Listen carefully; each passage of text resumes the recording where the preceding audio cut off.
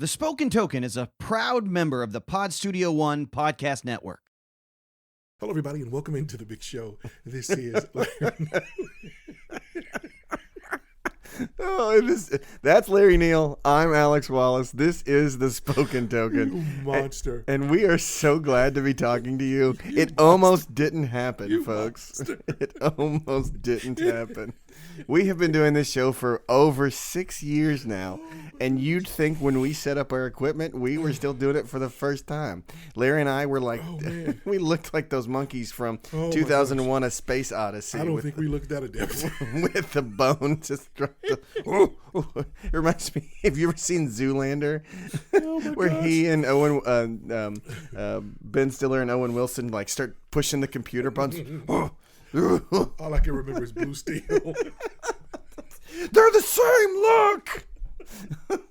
I feel like I'm taking crazy pills. You know, it's funny. Of any movie, of any quote of any movie, that is the quote that I use more often than any other one. But regardless, folks, we are the Spoken Token. We are a podcast about board games and, more importantly, life with board games. Yes, and Larry, apparently, your life over the last 3 weeks has not had any board games in it. Oh my gosh, no! We're going to get into it in the show. But for those of you who don't know, and for those of you that do, of course, I'm moving, so I had to pack, and the collection was a pretty big part of it. For one, I wanted to take care of it. I think you have actually more board games than you do clothes. Would that be an accurate statement? Yes and no. I have more board games than clothes that I'm currently in the actual rotation, because I don't wear suits right now. So you're telling me you have like a whole closet of suits that you just don't wear? Well, not suits. I mean, I've got not a whole closet full. I just picture like there's like 20 suits hanging on and you 7, I think. Or you have 7 suits? Maybe 8. You have 8 suits. I used to sell suits. I understand this, but that was like 10 years ago. I was just saying, when I did sell suits, I did have 20. I had more than 20 suits. But I gave away so many, though. You'd have been proud of me. And it felt good to do it, too. There were some guys in church that needed suits, and I did. I had so many, and I gave away. I started with my best ones. Did you? Wait, now were they like the sharp-looking suits, like solid colors, or were you like bright, like you know, I sold suits. pastel and orange? No, I sold suits in a store that was primarily catered to business clientele. Okay. So no, we were business class suits, and one of the guys was young starting out family.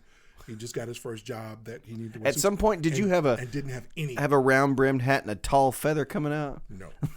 I did have a wonderful bolo that I got in New York, but it had the little one on the Do you carry like a trumpet around with you, and you know? I would have loved to, though. Man, you know I play trumpet. I know. I didn't carry an instrument or a walking stick or wear gloves or spats. Or an ascot before you get there. But yes, I did. Spats. I forgot about spats. I did have French cuffs on both my pants and my shirts, though. French cuffs on your pants? Yeah. Oh, because they're just folded up. Yeah, just folded up. Yeah, the French cuff, just folded up on the pants. I still like those. Last time I asked somebody for them, he looked at me and you take a double look. He was an older gentleman, so I knew he knew what I meant. Mm-hmm. And I'm like, yeah, I want them French cuffed. And he looked at me and he kind of looked sly and he said, how big of a break you want? I was like, 2 inches. And he was like, yeah, I know that, man. Yeah, I know what you're talking about. Yeah. And he did it too. That's nice. And he marked it with chalk. I was expecting pens, but he used the stuff and he was like, I got you. You know, I would say that suit, but like tailoring is a genre, or not even a genre, is a theme that's maybe not explored a lot in board games. Ooh, I need to get my pad out. Yeah, I know. We have how many fruit selling games do we have? We got patchwork. We got the quilts. Yes, but I mean, there's all those quilts. But I mean, I think there could be something about suits, or maybe even like selling suits. That's a really good idea. I mean, because you got to get the cloth, you got to get the cut. I mean, there's something there. There is a lot there, actually.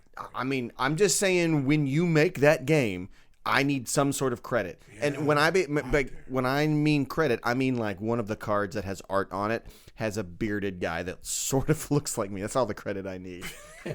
Sure, we'll put the tape around your neck. Yeah. Get the pins in your mouth. Yeah, I will be the quintessential tailor, marking the guy up.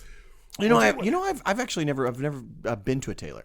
But most people in my generation haven't. We buy suits off the rack. Oh. Yeah. Man, you know what you just did? You looked at me like Some things just aren't done. No, but you looked at me like, like new game or old gamers look at new gamers when they're like, "Hey, have you heard of like Ticket to Ride and like Catan?" No. Yeah, no. Yeah, you judged me just then. You just judged. I me. did because some things aren't done. Come on, man. We're gonna take care of business.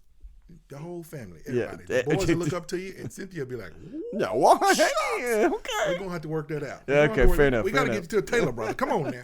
So, all right, what about you? I mean, so yeah, your board games have been packed up for 3 weeks. I'm moving. That's all I can. Boxes. Oof. Boxes and Boxes containers. and boxes and boxes. Boxes and containers. I won't talk about it all now because we're gonna deal with it a little bit more in depth tonight. So before we go to the break, though, I'll tease this: 31 27 to 30 cubic foot containers. Bro, you are building an ark. So that's all. That's God coming down saying like, you need 31 28 cubit tall things for these. I don't know.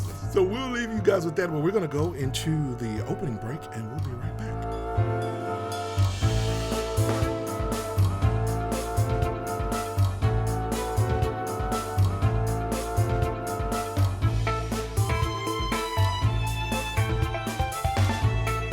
All right, and we are back. Yes. We're going to get into it. This segment, we're going to put this in what we call game life.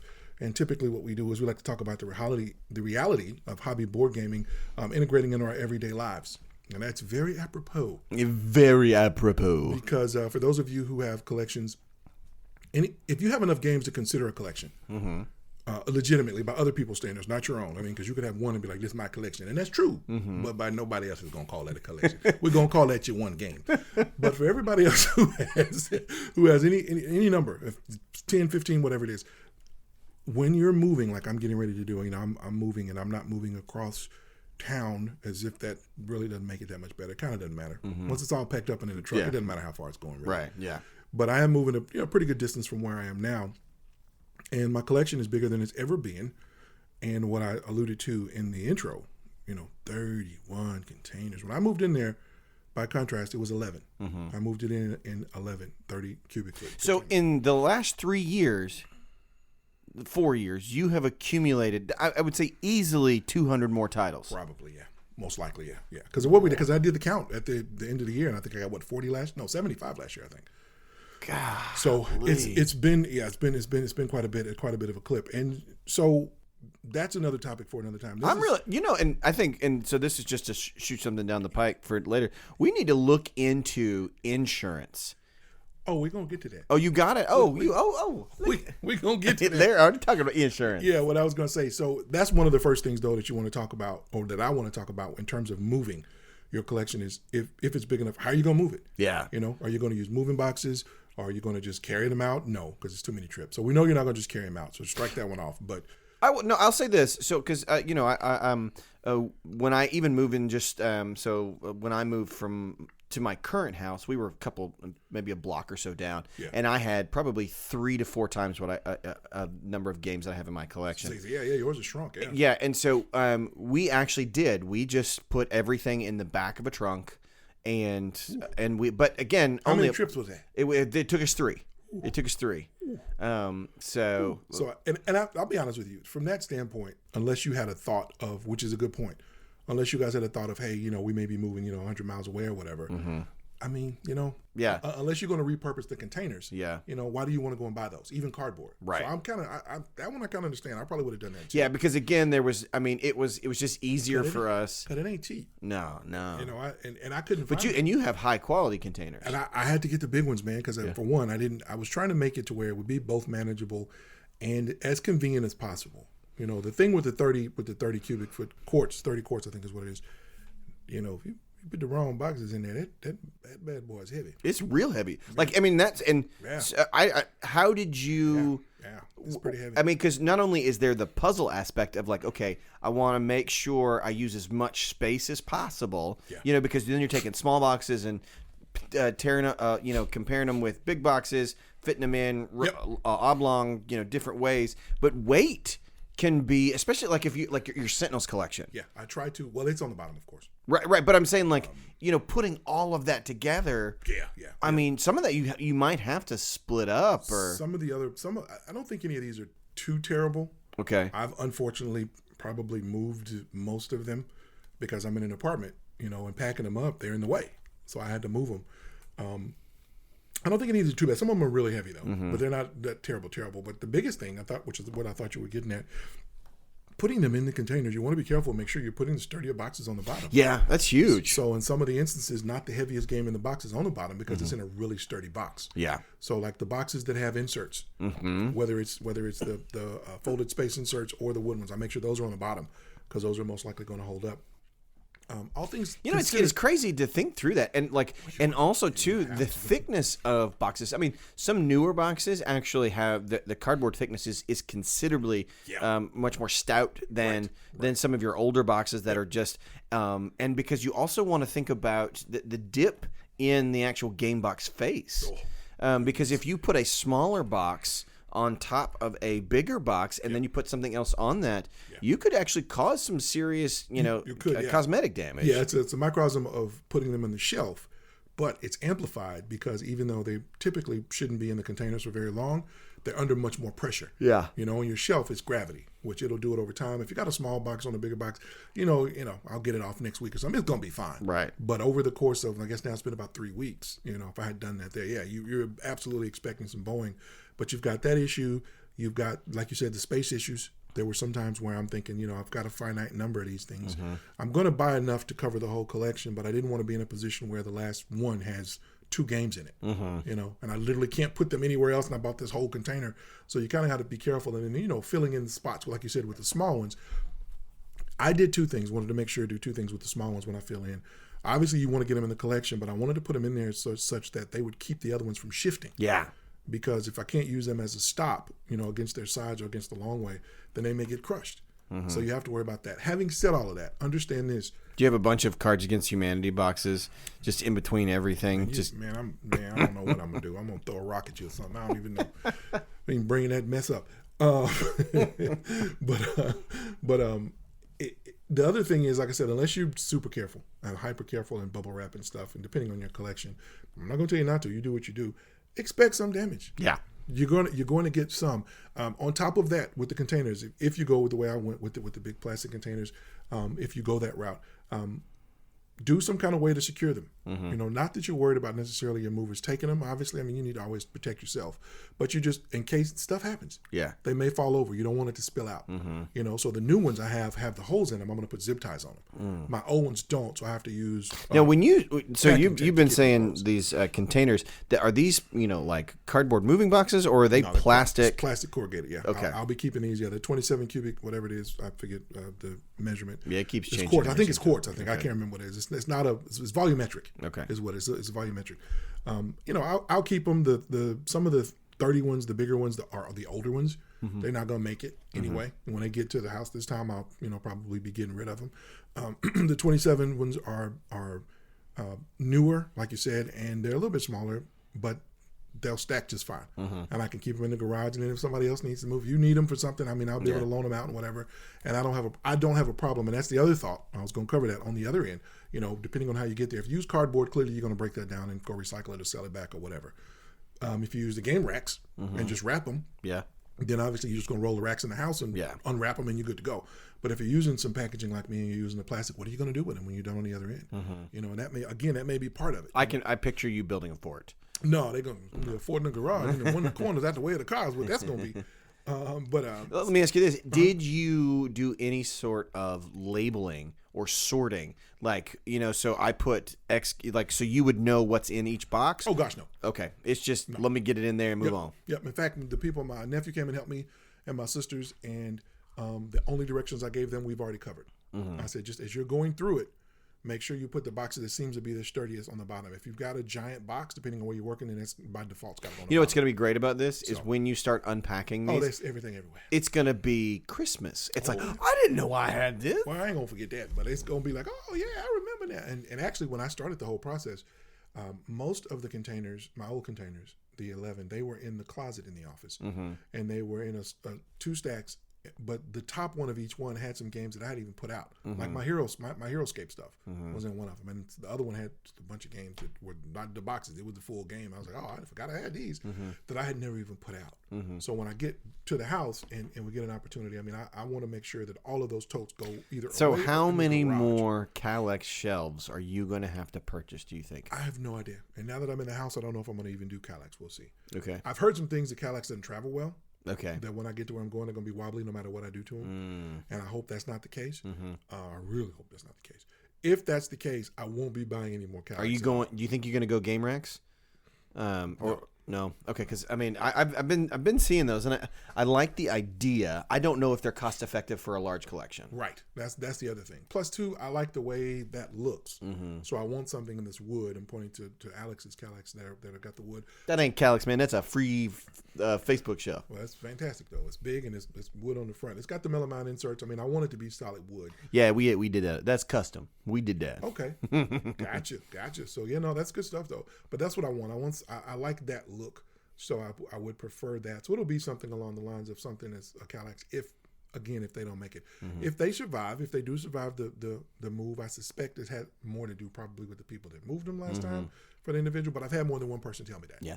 Well, and we'll see. I'll report on that. I definitely will report on that when we get back here. Man, my Calyx shells is busted. I just being moved one time. They cheat. Well, the great thing about moving a collection too is that if none of your other furniture comes and your board game collection does, you can always use them as table legs. They work like a spool. That's pretty funny. Yep. So we were talking about insurance earlier. So what did you find out about insuring your collection? Yeah, presently my collection. What I did maybe roughly 10 years ago was I talked to my renter's insurance company, and I just told them straight up what I had. I'm like, hey, listen, I got a collection and a board game collection. And, it's pretty expensive. At this point, it's beyond just sentimental value. And if something happens, I want to have a separate pool of money to work from to try to replenish them. And so they asked the limit that policy would do at the time, whatever the limit was, that's what I was going to need based on the number that I did. And they were like, well, yeah, now you got to get into underwriting because, everybody's pretty quick now. And they don't really go to underwriters, but they're still there. And I'm like, so we kind of need a list. And, of course, I'd already pulled it off BGG. I've talked about this before. Yeah, which is crucial. I emailed it right to, here you go. Here's the list. Give me your email address, please. Sending it now. Yeah. Because I'd already pulled it down. And so I sent it, and it was maybe a couple hours. I was like, yep, approved. Done. He's got a list, and at the time, I want to say it was 200 and something on there. And it was like, so yeah, done. So I've been still kind of, that policy is obviously the same policy still in effect, knowing, though, full well that it would do even close to. So I thought about it this time, and I just did a classic search, just a good old search on Google, board game collection insurance. And basically what I found, I haven't finished the transaction yet, actually. So we won't do names. I mean, I'll deal with them first and see before I say anything one way or another. Getting set up with them, though, and starting, I mean, basically they're a collectible insurance firm. That's what they do. Okay. And they want to know what your collection is. Most of the stuff, oddly enough, they didn't have board games on there. So they had everything else, though. Beer bottles. They had beer bottles listed. I'm like, for real? But when you get into it to get a quote, you can put in whatever you want. So I put in board games.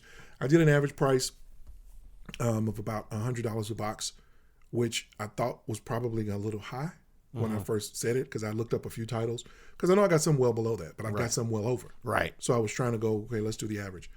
And then when I got the full number based on the number of titles that I currently have, I mean, it came out, it was about right. And I was like, wow, that's a lot. That is a lot. It is insurance specifically for your collection. So if you have it, the list from BGG or if you keep it one yourself is a must. And I'm going to be honest with you. If you got a collection that big, if you're looking over 100 titles or something, 200 titles, and you can afford it, if it's going to be that big of a setback, I say insure it. Yeah. I'm going to say insure it. And now that there's insurance that we can get that handles it, at least they know what collecting is about. Yeah. Because again, like I said, they didn't have board games listed. And who knows? Probably somebody's going to come up. They weren't trendy. And again, board games was nowhere in the name. They came up in my search. And then again, once I've gone through with them on a transaction and finished and got it going, then I'll talk about them here freely online. But I want to make sure, because I may go a different direction, because I had a few. But I will admit one of them kind of stuck out. And they emailed me, and he called me, because, you got to pull all it in to get a quote. And I haven't talked to him, though. because I'm dealing with the moving stuff, and I'm like, I'm good. I'm not gonna do it because I was going to have it kick in on my move-in date. Yeah. Because that's the day I cancel my renter's policy. So what little bit of extra protection I've got ends at that point. Right. So I do need to do something pretty quick, but I'll have to make some decisions. So if any of you out there are insurance adjusters and or insurance salesmen, if you got an insurance product that you're trying to sell, if you're thinking about going into business, about board games, yeah, because again, I think it's a thing. I mean, it's definitely a thing. Well, I think about like Chad and Doris's collection. Yeah, anybody's collection from mine and bigger. I mean, I'm sitting at I'm under. I don't have 600 titles, so I'm at like 580 though. Golly, Bill. And so you look at that. That's huge. If I had started working on it 10, 15 years ago, that would still be big. But I didn't. I got stuff from when I was 16 still. I've been buying games pretty much my whole adult life. But still, that is a huge investment to just toss out. And clearly, if something happens to the house, I want to get out and be safe, and you're going to have other concerns. But let's just be real. At some point, it's going to come back around, and you're going to be wishing, oh, man, okay, yeah, fine, I got a new TV, fine. Got clothes, okay, fine. Yeah, I do like this new couch, but yeah, okay, fine. I ain't got a board game in here. I got to go to Target and buy a copy of Parks. Oh, just because I don't want to be in that, position. It's like, you have to. If you got to go back and build a house, and again, it's cardboard. That's the other thing. So it's not going to survive a fire. It might actually help the fire. Right. It's not probably going to survive a flood. Tornadoes. Unless not you quite heavy enough to hold. Well, it'll survive a flood if it's a chip theory game, because they are built for that very reason. True that. But like I said, for the most part, so I mean, you're going to be looking at a near total probably loss, depend if the situation is that bad. Clearly, part of your house could suffer an event, or your home. So, but also too, and so it's just something to think about when you are moving. If you have the funds, if you have the funds or means to do it, it's always prudent to look into something to that effect. Right. And it does exist. Yeah, so, it does exist. Yeah, I just did a Google search on it, and it does exist. So, I mean, the bottom line is, it's pretty.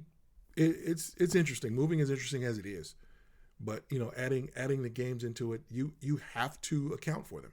You have to account for, hey, what am I going to do? From whether it's from the house and your new space, is your space bigger, is your space smaller, to insurance. You do need to think about them. And I think it's worth thinking about them. I don't think there's anything wrong with it. No. I don't think there's a stigma. I mean, it's what you like to do. If you want to spend your time, it's worth spending your time doing it. Yeah. Then it's worth taking care of it. Yeah, absolutely. Don't put it before the kids, obviously, but Well, cool. Well, Larry, thanks for kind of walking us through that, and hopefully that gives people enough information to kind of at least, make a move a little bit more purposeful and intentional. Because I think one more thing. Oh, you got one more thing, man. You already said a lot of things. I know, but this one's a big one. What about your Kickstarters? Don't forget to put on your list, your checklist of moving to change your address, and you got to go in to each and every one of them if you've got more than one, or whatever you're doing crowdfunding, and make sure you change that address. That's a good idea. Don't count on the person at your old address being benevolent. And remember, if it's not going through the U.S. mail, your forwarding won't affect it. Yeah. UPS and all those cats know nothing about that. Yeah, that's great. Yeah, that's huge, and that's huge now. With how many people get their games from. How many did you have to change, Larry? Are you still working on it, Larry? Yeah, we don't talk about that. We don't talk about Bruno, but let's talk about that, because that's literally what we're here to do, is talk about. I want to know, how many Kickstarters did you have to change? I don't know the exact number, man. It was probably somewhere right at about 20. I haven't possibly not caught them all, and my Aeon's End is up in the air, so I'm freaking out about that. So, because some of them were so they finished so long ago, and they just haven't shipped. Yeah. And they've been closed to Pledge Manager. Mm-hmm. So it's like, well, wait a minute. I was one of them. One of them I just did. I remember today was while I was going through and checking it again, and I paid in November 2020. And the Pledge Manager was closed, but I was able to get it reopened. And I guess I haven't been reading the updates, so I guess they were like, if you need it, so I was able to go in and change that address. But like my Aeon's End one, that one's locked, and that one's not that old though. Okay. And that one's locked, and they were talking about starting shipping this month in the U.S. So I'm like on pins and needles on that one. And some of them are going to my sister's because her address is permanent, and I left those. Yeah. Because I did those. The last few that I did, I sent to her, and then the first few that I went and fixed, because we still weren't sure what my address was going to be. If it was going to be this one, I send them to her. Because no matter what. So I'm going to be going to her house, man. And so that's actually what a tangled web we weave. Oh, what a tangled web we weave. All right, I think we've had a great discussion about what to do when you're moving, when it comes to your board game collection. So we're going to go ahead and move on to our next segment after the break.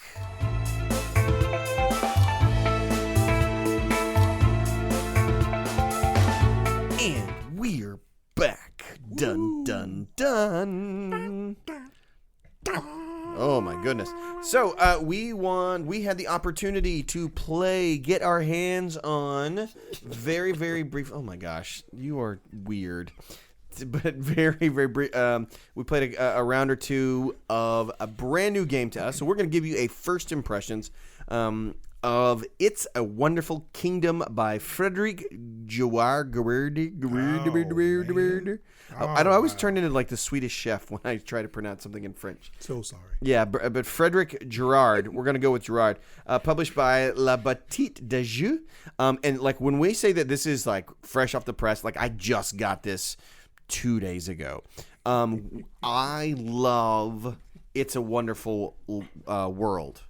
Is that right? Yeah, that's the one. It's a Wonderful World. That's what it's called. I thought you were going to say It's a Wonderful Life. Like no. Yeah, I like Zuzu's Petals. Yeah, Zuzu's Petals. No, It's a Wonderful World. So, by the same designer, same company, but it is a drafting game. It replaced Seven Wonders for me. It's just thank goodness. It's wonderful. Oh, your Architects is really good though. The new Seven Wonders, but keep going. We'll move on. All right, so keep moving. So, I've slowly been collecting all the thing for It's a Wonderful World. Really, really enjoying it, bringing it out. Cynthia likes it. Most people I play it with really enjoy it. It's a great mechanic and way that it works. And so they did a Kickstarter for a brand new version that is specifically 2-player. Fantastic. 2-player. And so we got that to the table. Fantastic. Now, if you are familiar with the old game, this new game you'll slip right into it, no problem whatsoever. The same, the way that you bring things into your hand, and then choose to either discard them or build them, and then the resource collection as you move your card up, all of that is the same. What has changed, of course, is the drafting piece of this. Yes. And the way that the drafting is done is brilliant. I mean, it's one of those mechanics that like thank you. I've always really enjoyed, specifically from my Magic days, but I don't see it very often in board games. But it is a I play, you pick mechanic. Yeah, so I cut, you choose. Right. So on each player's turn, so on my turn, I would play 2 cards from my hand into one of 2 areas. Then Larry chooses first one of those 2 areas. Oh yeah. And then it passes to Larry. Yeah, then I do. And then he sets it, and then I pick from what's left. Yeah. And so, but then it adds in negative points that and a mechanic in which you can flip things over so they're secret, so people don't know. And wow. Yeah, I like the mechanic. It's got a pretty long history, and you're right though. It doesn't have a whole lot of there's not a lot of people do. There's not a lot of games that do that. Yeah. And this is a very neat version of it. For me, it's so forward because, like you said, it's several times a game. That you're doing actually several times around. I mean, any other games that it's in, I mean, it's not in the pocket. I mean, it's a big part of those games too. But this one is, I mean, several times around you're doing it, and so the strategy around that system, no matter where it is, every time I've seen it implemented, it's so deep and meaningful. Because, like you said, there's so many things you can do. So, here's the way I think about it is in It's a Wonderful World, when you're choosing, so you choose a card and then you pass. You choose a card and then you pass. So you're only really the choice. Like you may sort of traditional drafting. Yeah, right. You may sort of look and hate draft from your neighbor, but you're not actually thinking about your neighbor all that much. You may try and remove. But here, you're not only thinking about what you want, you're actively looking at what they want and then using that to your advantage. Right. So do you put more cards on one side so that they're more likely to take that pile opposed to the one card that you want? Yeah. And so the choice becomes so much richer and more involved. And so it takes the place of having multiple players because you're locked into this really, really subtle yet elegant, mind battle between the two focus, of you. It's got such a clearer focus because it's only 2 players. Yeah. You don't have to keep up with the other players because there's still a lot to keep up with. Yeah. So adding other players to this one would have absolutely watered it down in terms of that. But you're right, just the layers of strategy based on, like you said, the flipping of the cards. You can only do that twice. There's one bad card that you get every turn that you shuffle in that you can put that face up if you want to, right? And you can flat out let them know, hey, boom, this is what you're gonna get if you go here. Yeah. But you still got the engine building stuff. I mean, you're still trying to figure out, okay, how these cards that I'm keeping, I need to look at these and build the engine. So you still got that going on. Yeah, and then build those efficiently. Yeah, just the freshness of the I cut you choose. It's a really well done game. It is. This isn't a bad term for me, but I'm gonna qualify it anyway. It is a busy game in terms of what you're doing, what you're moving, what you're pulling. There's a lot of upkeep. That's not bad for me. I don't mind that. I don't mind the game. It's not fiddly. It's busy, but in some instances, my fiddly is probably not everybody else's fiddly either. Because this is my thing. Most games that people call fiddly, I think I'm saying, hey, that game is just not ashamed to let you know that, hey, I'm a board game, and you're gonna have to touch me. Okay, in order to play, you're gonna have to move my parts. So there you go. I'm a board game. Please. Well, I mean that's what to me when people are saying like, it's fiddly. I'm like, dude, you had to move your guy. You got to roll a die. You got to flip your marker over. That's just board game play. What are you talking about, fiddly?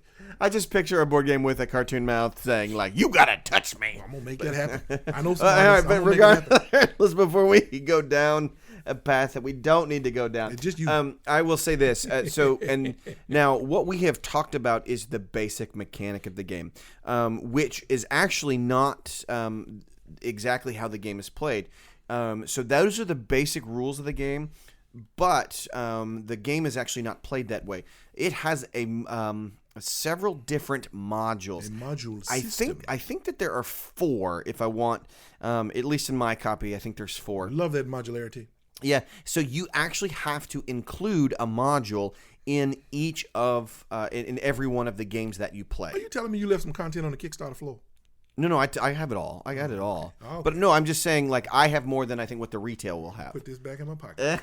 So for instance, the module we played was the advisor module. So we took out, I think, some treasure cards, and we put in some, basically the advisors, what they do is, instead of going into your empire, they go to the left of your card, and they give you... spend a resource to be able to do something. Yeah, so they give resources of soldiers. Basically. Right, yeah, so they give you some optional things that you can trigger in place. And then you draft those as well. So and it's all kind of pretty standard stuff, but it's this though. It's content, and the fact that it's modular and fits so well, I think is brilliant. So and then you don't have to play with it. Right. So that's a little bit interactive. Yeah. There's a quest mode that's pretty much everyone's just playing sort of a solitary game, and you're trying to achieve things on this. Then there's a conquest, or not a conquest. There's one that has there's a conquest map with little men that you can do. There's another one that has calamity cards coming up all over the place. So there's like 3, 4, maybe I think 5 if I'm not mistaken. And one of the cool things about that game, and we're going to talk about this in a later segment, some games would have just thrown all that in there, and it just would have been a part of the game, and people would have been like, well, I mean, I don't like this. So again, or they could have taken the video game route, which I hope they never do, and sold you that base game and said, okay, which modules you want to plug in. Completely random thing, has nothing to do with this segment, but you just triggered a thought in my brain that I'm super salivating about. Slay the Spire, one of my favorite video games of all time. Yeah, I know about that. Is they're making a board game, and they're actively trying to recreate as much of the Slay the Spire content into a board game as possible. So that's just sort of random thought. But no, so It's a Wonderful Kingdom. So I'm going to say first impression was an absolute stunner. I know that this will, and Larry and I talked about this will not replace Seven Wonders Duel for me, which is great. I think this is something that you can have. They're different. Right. I think they are different enough. Really cool 2-player games. Yeah, I think you could play both of these in a sitting and feel. And don't forget Targi. And Targi. Yeah, Targi's great. But I think you could play both this and Seven Wonders Duel, and feel like you've had a similar brain space experience, but also two fundamentally different things. Oh wow! I like Seven Wonders Duel. Actually, I like it a lot. It's an excellent game. Seven Wonders Duel puts me in the space of knife fight in the phone booth, and this one didn't. That's fair enough. I get that. Yeah. So that's kind of well. And Seven Wonders Duel, like, I mean, you know what you're choosing. Yeah. In every turn, and so I mean, there are some really strong options that you need when you're picking. Yeah. But here, the choosing is so important. It is, and again, it's so unique, and again, it's so tactile. I mean, the soldiers are wooden circles. Well, again, this is the Kickstarter edition. They're wooden discs. Well, y'all better get the Kickstarter edition. I'm sure it has the same little square things in it, though. Yeah. The cubes are the same. Yeah. So, but it's so tactile. I mean, it really is. It's a minimal board. Your play area. You don't have a mat or anything. You just. But I will say this: it's really nice. But the version I have does come with some large boards for some conquest type deals. And so I saw those. So I think there is again, that's more that I need to explore. But I think there is something. There's like almost a war map type deal. A lot of game in the box. Yeah, I think it's so. a lot of game in that box. That's a really good package. No, first impressions of me, I'm very impressed. I'm looking forward to playing that one too whenever we make the trek to get together to play in the future. Yeah, absolutely. Well, great. All right, let's go ahead and move on to our last segment. Right. After this.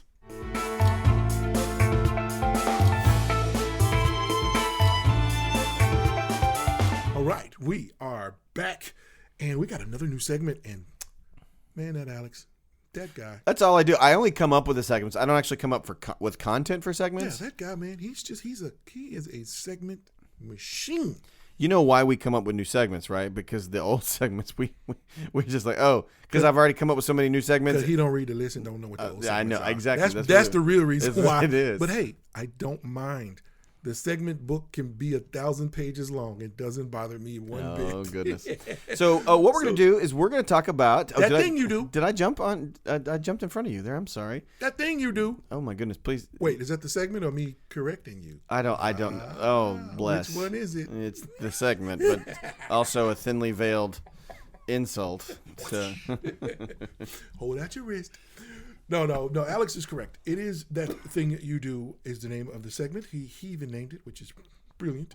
And so what we want to do, we want to talk about some things that the modern board gaming hobby is doing that we like versus things that we don't like. And this time, this first one, we're going to center in on manufacturing and design trends, which seems pretty broad, but I think once we get into them, you'll follow us and know what we're talking about. You want to start us off, buddy? It's your segment. Sure, yeah. Okay, so something that modern... So I would say within the last 3 years, I've really seen quite a bit of trends in, at least in the development and design of not design of a game, but in the manufacture of a game, is I really, really like and appreciate unique and special scoring sheets. So when a game has very clear iconography for all of their in-game scoring on a disposable pad, or if you're like our friends, over at Le Petit des Jeux, so all of our It's a Wonderful Kingdom and It's a Wonderful World, and I think there's another game, I can't remember who does this, but they actually give you a dry erase board and a dry erase marker to do all of that, which I think is a brilliant job. Yeah. It's a brilliant idea. It's fantastic. Right, but again, so I've been playing a lot of Cascadia lately. Cascadia has its own score pad that you go through. It's so helpful, and it's so just useful for scoring the game, but it just makes because sometimes like in-game scoring can be laborious, it can be difficult, you can miss things, but if it's already printed out for you, what each thing that you're scoring, and you look at, and as you go down, I love that. I think it's so well done. It's just a nice touch that the designers are saying, hey, the end of the game is just as important to us as the actual game itself. Which I think kind of sometimes people can just go like, well, you got to the end, congratulations, now play again. They sort of like leave you there. Gotcha. But I think a game is it's the whole experience from start of opening the rule book to then getting you all the way to end, like scoring a winner. Gotcha. And I'm gonna I'm gonna go with my first one. we didn't talk about that one in the pre. That's pretty cool. Is the emergence of both the purpose-built insert, but also the ones that, well, I'm going to leave them all at purpose-built. Yeah, I think some of that's them are premium because they'll be the plastic and maybe they got a third-party company. That's great. But even I'm noticing even the cardboard inserts, like with the game we played tonight, it's cardboard. That's not plastic. It's cardboard. But it was purpose-built, and it makes sense for that game. And I think, getting away from the trowel right down the middle. Oh, well, Fancy Flight. I know, right? That's a wonderful trend that we're coming up. Because, again, and I know why they did that in the past. And for those that may not know, of course, previously board games were designed for shipping. The packaging was designed to get it to you safely. And they really weren't putting any thought. Those really weren't storage systems. They were risers they were putting there to keep that cardboard from jostling around and get all bent up when they shipped it to you. And most people figured out and were just as well, when you get the game, take that out and throw it away. Because it's not in there for you to store the game in. But now they're paying some attention and they're thinking, oh, wait, we can still make it secure for shipping, but also make it store the game after you get it. And I think that's one of my favorite new trends, positive trends that they're doing. We're going to have pictures of the game we played tonight when we post this up, and I got some pictures of that insert because it's just fantastic. Yeah. And again, everything from the plastic down to, like I said, there are some cardboard ones like the one tonight where still clearly the publisher said, hey, they need to be able to store this in this container when we get it. The aftermarket part coming up, I almost put them on the list. I didn't. I'm glad they're there, and I know they're not going anywhere, but I'm glad that the base now is actually a workable insert. Yeah, I get that we're trying to save they're trying to save some units, some money per unit, but it goes so far to just make me feel like oh, again, they cared. Right, and that's a huge consumer win, to be honest with you. Yeah, that's a barrier to entry thing. Yeah, you get Joe Q, who's been playing Clue and Monopoly, and you finally get him to go and buy something. If he picks up a copy of Parks, he's thrilled about the purchase all the way around because the way that thing goes at the end, it's just fantastic. He gets something that needs either baggies or he should have bought the folded space insert. Yeah, he's done. He's looking for somebody on Facebook to get that to. I'm so glad and board gaming is not for him. I'm so glad you mentioned baggies because that is my next entry into the positive things that people are doing. Look at that segue. I know. You know what? Kudos to game designers and developers just putting in enough bags for everything. And I want to take that one step further. I love it when rule books show you how best to store the game. Yeah. When they just show you, hey, here's a great idea.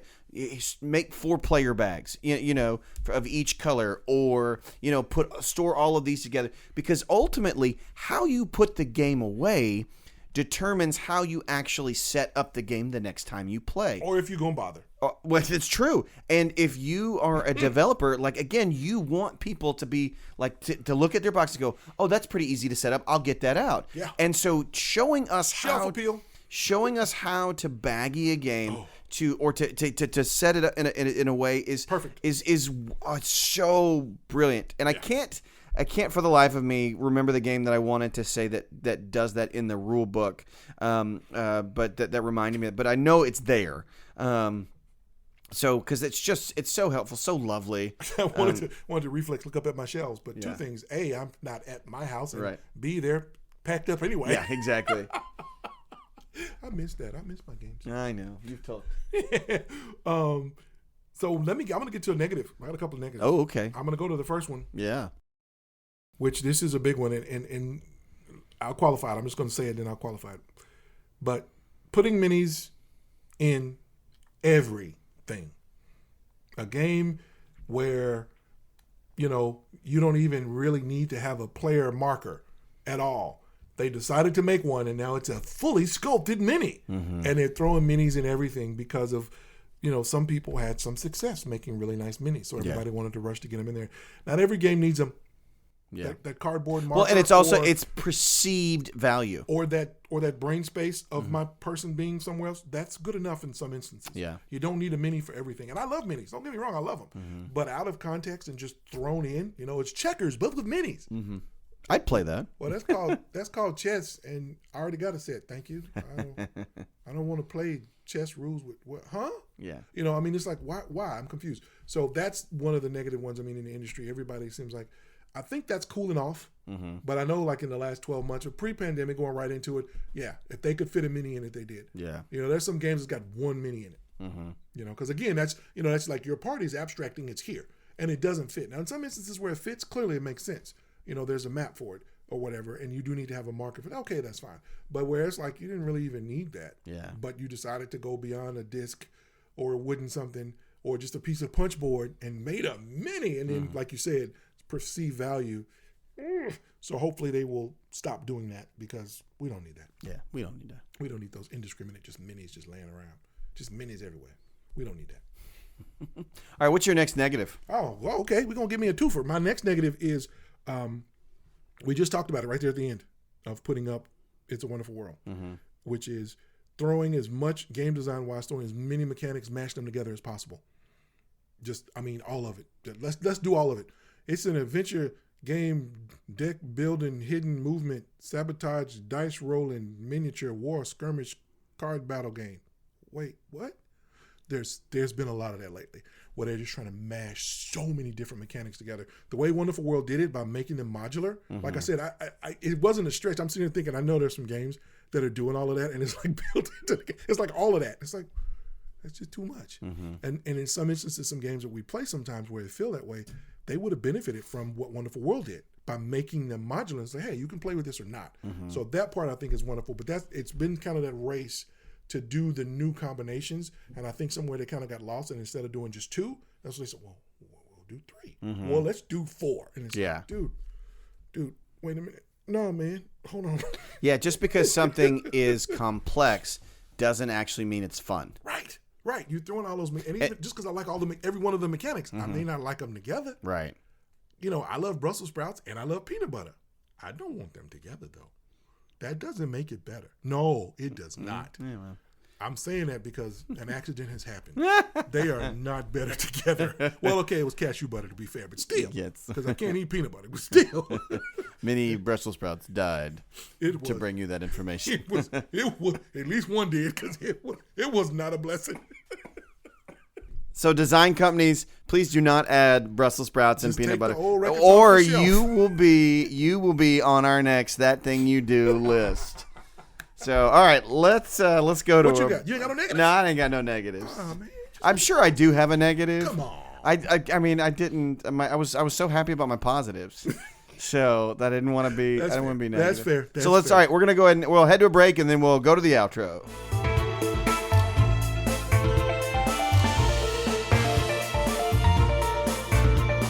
And we're back. And wow. Hey, Larry.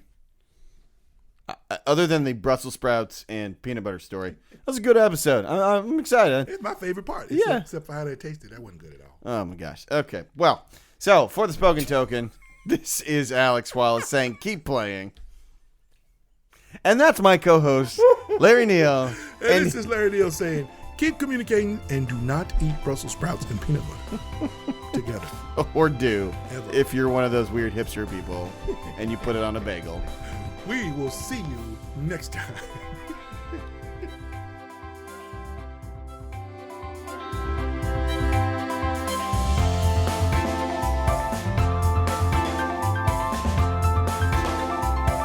This has been the Spoken Token Podcast. If you'd like to interact with us, please contact us through email at thespokentokenpodcast@gmail.com, on Instagram at The Spoken Token Podcast, on Twitter at The Spoken Token, or on Facebook at The Spoken Token Podcast.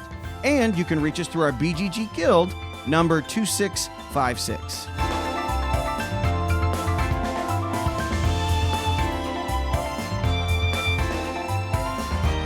You are listening to a Pod Studio One Podcast Network podcast. Find more great podcasts at www.podstudio1.com.